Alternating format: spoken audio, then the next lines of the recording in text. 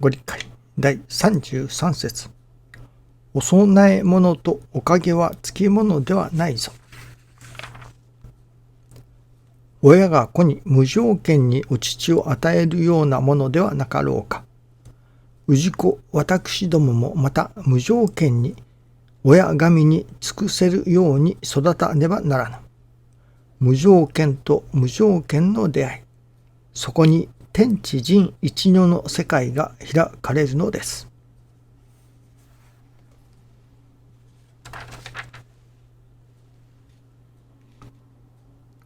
お供え物とおかげはつきものではないぞと。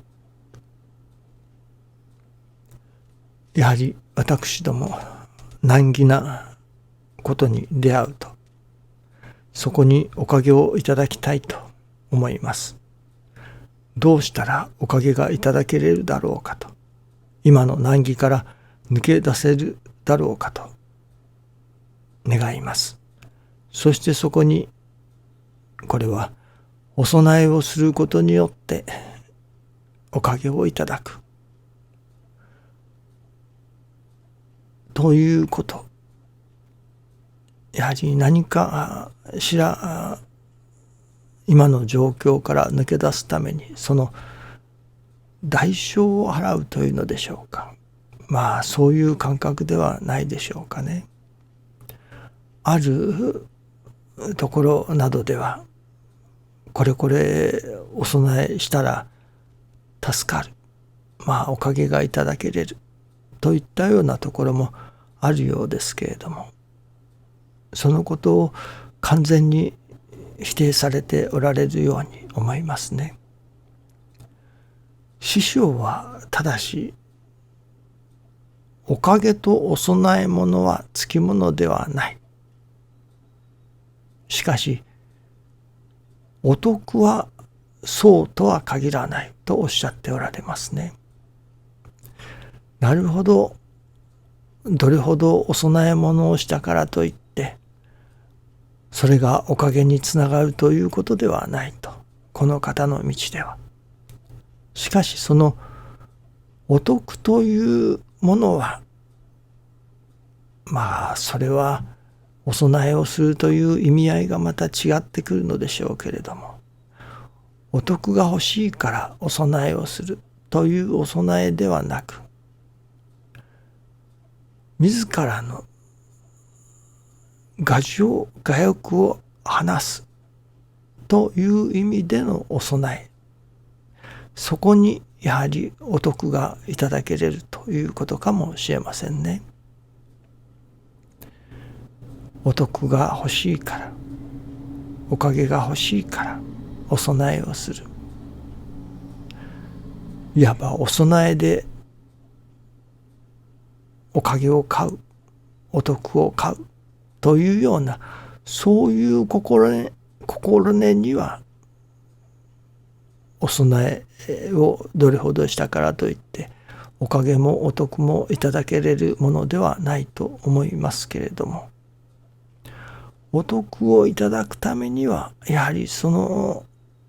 お供えをするような何か自らの心をお供えする、汚い心をお供えする、その我欲をお供えするといったような潔い心がなければ、とてもお得をいただくということはできないということではありますね。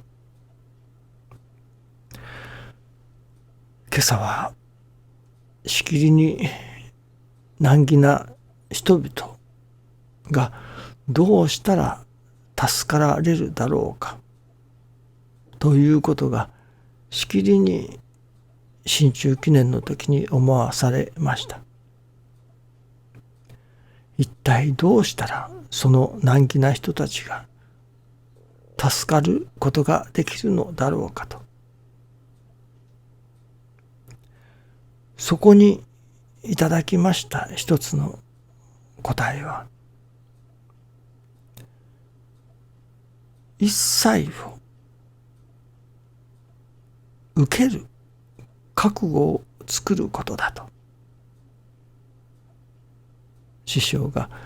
いただきますという心あらば触ることなしと。その一切をいただきますという心、そこには触ることはない。おかげがいただけれるというわけですね。まずはその一切を受けますというその腹決め、覚悟ができなければならないと。これは師匠の4年半の修行にもつながるものと思えますね。一切を受け抜くぞというその腹がまず決まることだと。その腹が決まらないとなかなか助かるということにはなっていかないと。いわゆる好き嫌いをしていたのでは、あれは好きだけれどもこれは嫌いだと。いわゆる好き嫌いをしていたのではなかなか助かりにはならないと。どんなものでもありがたくおいしくいただけれるようになるためには、まずはどんなものでもいただくぞと、どんなものでも受けていくぞと、その腹を決めなければならないと。一切のものを受けていくという腹を決めることがまず第一だと。昨日のミニご理解ではありませんけれども、神様の働きをその働きのままに受けていくということにもつながるように思いますね。人が助かるためには、まず第一に起こってくるその一切を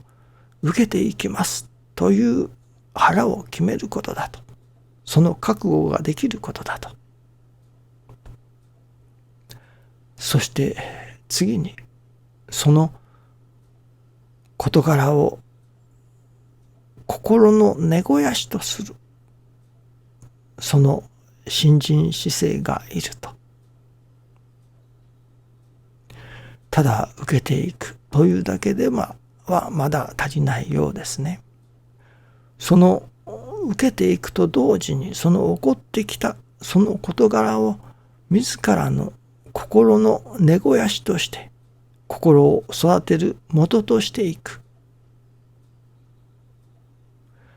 これができなければ人が真に助かるということにはなかなかつながってこないと。どうでも人が助かる、そのためにはまず一切を受け抜きますというその覚悟を決めること、そしてまたそれら一切を根肥やしにするぞというまた腹決め覚悟をすることと今日は教えていただきました。まずはそのどんなことがあろうとも好き嫌いをせずに一切を受け抜くぞ、食べるぞという覚悟を決めること、そしてそのことを実際に